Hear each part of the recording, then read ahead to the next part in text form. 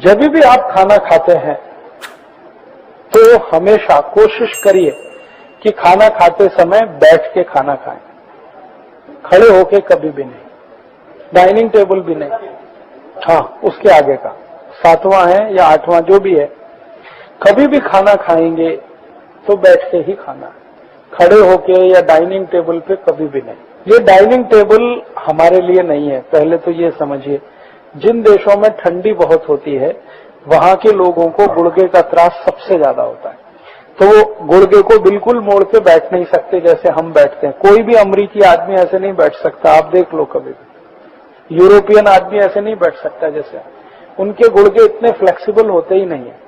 तो उनके लिए डाइनिंग टेबल है, उनके लिए कुर्सी है, उनके लिए सोफा है, क्योंकि उनके गुर्दे इतने ही दुखते, माने जैसे मैं बैठा हूं, उनके लिए है, अपने लिए नहीं है। ये अपने लिए तो जमीन पे बैठ के ही अच्छा है। तो कभी भी भोजन करना हो तो बैठ के करिए, खड़े होके नहीं। और हाँ, ऐसे आगे का नियम है। और कभी मजबूरी है कहीं पे, मान लो आप किसी के लग्न प्रसंग में गए हैं और बुफे सिस्टम है, तो आप अपना खाना प्लेट में निकालिए, कहीं बैठ के खाइए, खड़े खड़े मत खाइए।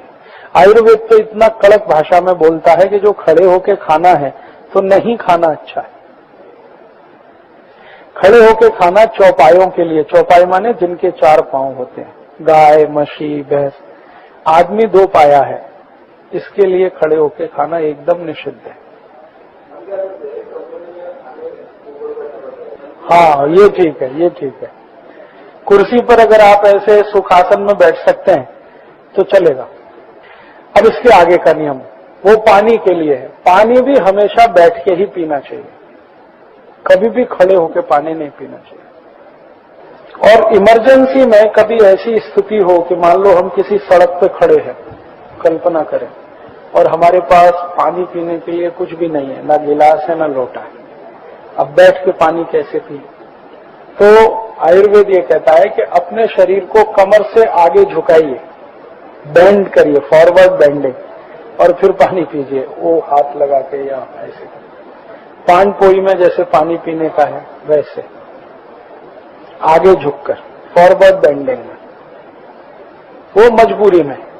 लेकिन अच्छा तो है बैठ के ही पीना कभी भी। अभी इसका एक उल्टा नियम है, वो आगे का है कि दूध कभी भी बैठ के नहीं पीना, वो खड़े होके पीना। दूध हमेशा खड़े होके पीना, पानी बैठ के पीना। कारण उसका बता दूं कि दूध के बारे में मैंने बार बार कहा है कि उसमें थोड़ी भी एसिडिटी हुई तो फट जाता है। शरीर में दूध 4 तास में फटे तो अच्छा माना जाता है, लेकिन आप अगर दूध बैठ के पिए तो ये जो ताड़ू है ना, दूध इससे टच होके जाता है।